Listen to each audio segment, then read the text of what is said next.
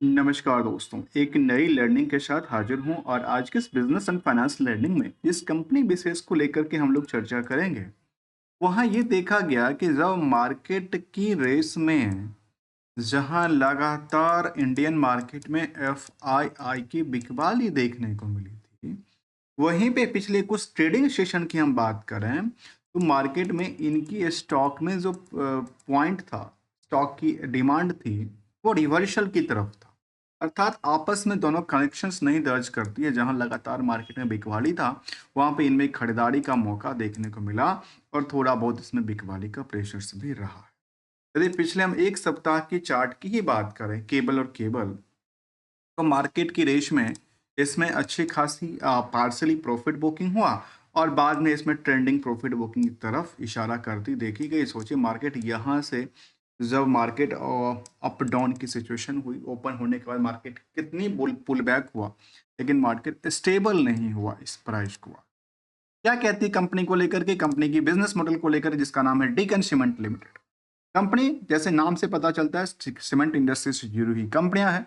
प्रोडक्टिविटीज में इनके पास चाहे ओपीसी हो, पीपीसी हो, पीएसपी हो, स्पेशलिटी सीमेंट की बात किया जाए, इस पर डील करती है। इसके अलावा कंपनी पावर डिवीजन अर्थात पावर ट्रांसमिशन, पावर जनरेशन का कामकाज भी कर, जिसमें कि थर्मल पावर हो, चाहे हाइडल पावर हो, विंड पावर हो, इसमें भी कंपनी अपनी कामकाज करती देखी गई। सभी सभी कंपनियां कहती है हम मार्केट में फैसिलिटीज इनिशिएशन की बात कहती है। चलिए कुछ पार्ट को समझने की कोशिश करेंगे, क्या ऐसा इसके कंपनी में रहा जहां पे फिलहाल की सिचुएशन में देखने को ये मिला। जो पिछले एक साल की यदि आप ग्राफ को देखते हैं तो इसके मुताबिक ये कह सकते हैं जो मार्केट की रेस में है, ये बहुत ज्यादा गिरता हुआ नहीं देखने को। यदि हम ऊपरी सतह से 926 के प्राइस से देखें फिलहाल, तो मार्केट 15% की प्रॉफिट बुकिंग के साथ कामकाज करती देखी गई। तो वहीं पे जो मार्केट की रेस है वो अभी भी यहाँ पे शामिल करता है। यदि आप इन लोअर से लेकर करंट मार्केट की रेंज को देखेंगे तो अल्टीमेटली कह सकते हैं कि 48% के आसपास ग्रोथ थी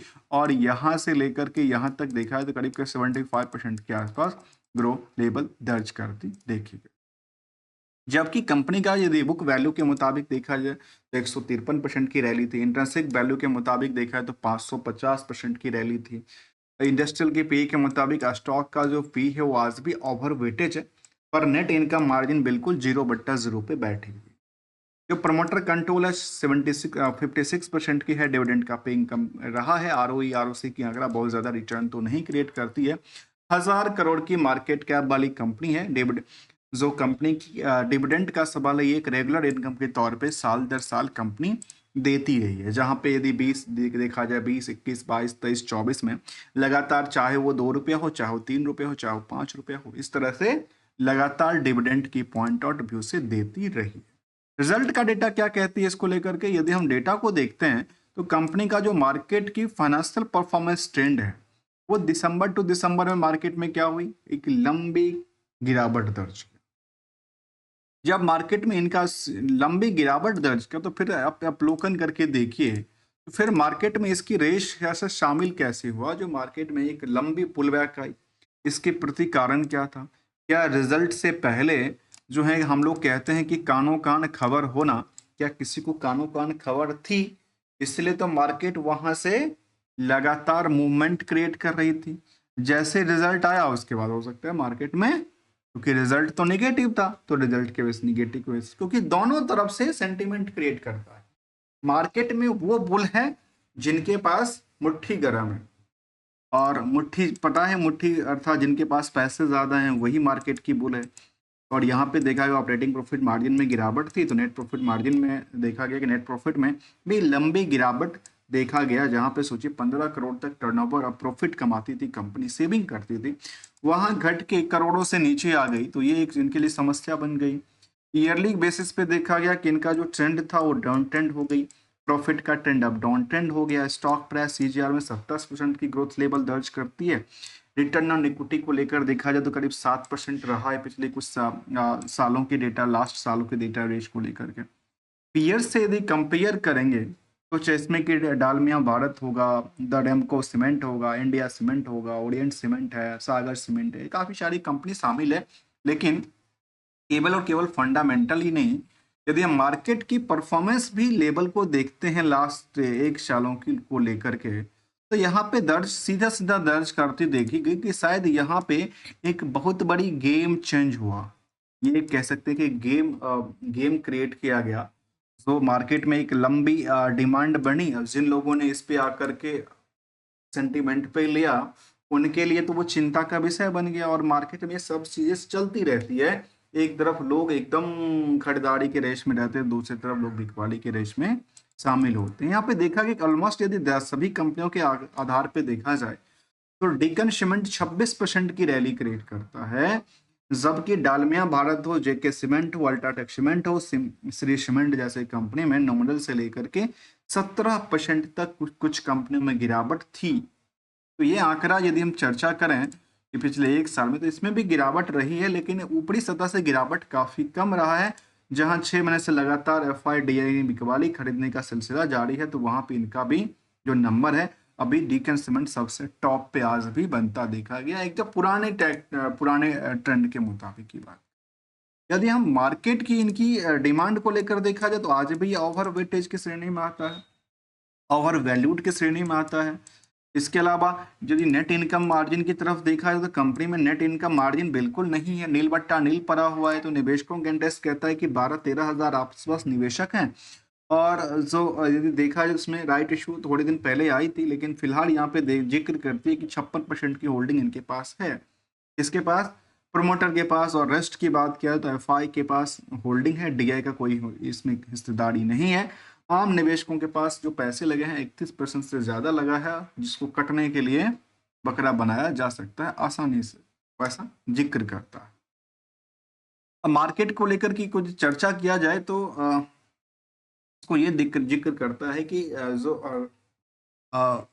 जो कंसोलिडेटेड जो स्टेटमेंट है इसका कंपनी का, जिसको हम कहते हैं कि जो रिस्क की पॉइंट है वो काफी ज्यादा हाई दर्ज करती है, जिसके लेकर के मार्केट में चिंता बन सकती है। और यहाँ पे देखा गया भले ही उन्होंने ऑपरेटिंग प्रॉफिट मार्जिन हो में इंक्रीज करती देखी गई, नेट प्रॉफिट मार्जिन में वृद्धि दर्ज करती, लेकिन उसको लेकर के एक गिरावट रहा।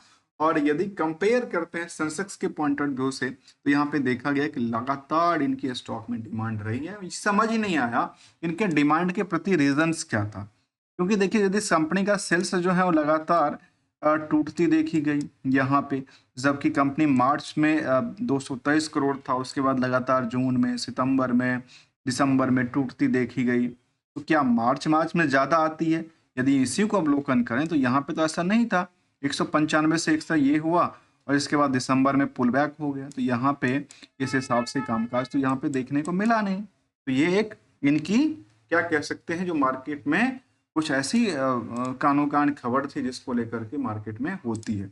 अब देखिए मैं इसको चर्चा इसलिए कहता हूँ कानो कान खबर की, कंपनी ने जो अपडेट दिया था अपने रिजल्ट को लेकर, वो कब अपडेट दिया था?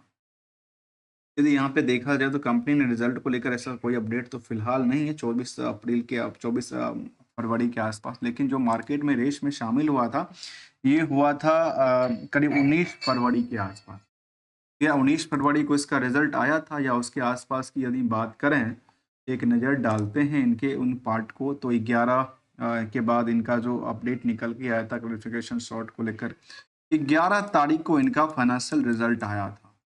11 तारीख को अपडेट हुआ था और 11 के बाद 19 तारीख से मार्केट में रेस शामिल करता है, शायद यही बात कहती है। 11 तारीख तक मार्केट में इसमें ऐसा पुल बैक नहीं था, लेकिन ये मार्केट रेस 19 तारीख से चलना चालू होती है और उसके बाद लगातार चलती जाती है। चलती चलती ब्रेक जो लगती है वो लगती है कब?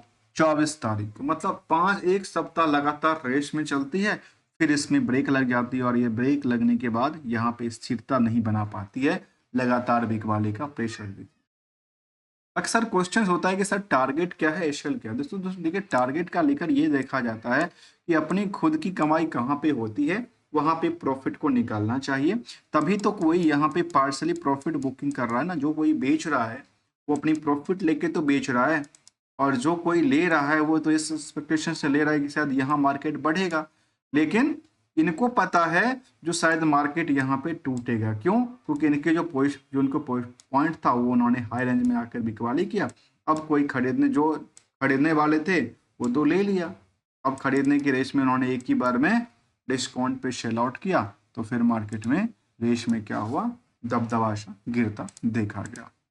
विदाउट कोई ट्रेडिंग एडवाइजरी और नोट को हम जानने की कोशिश करते रहते हैं, समझने की कोशिश करते हैं as a learner point of view से। तब तक के लिए thanks for the joining us.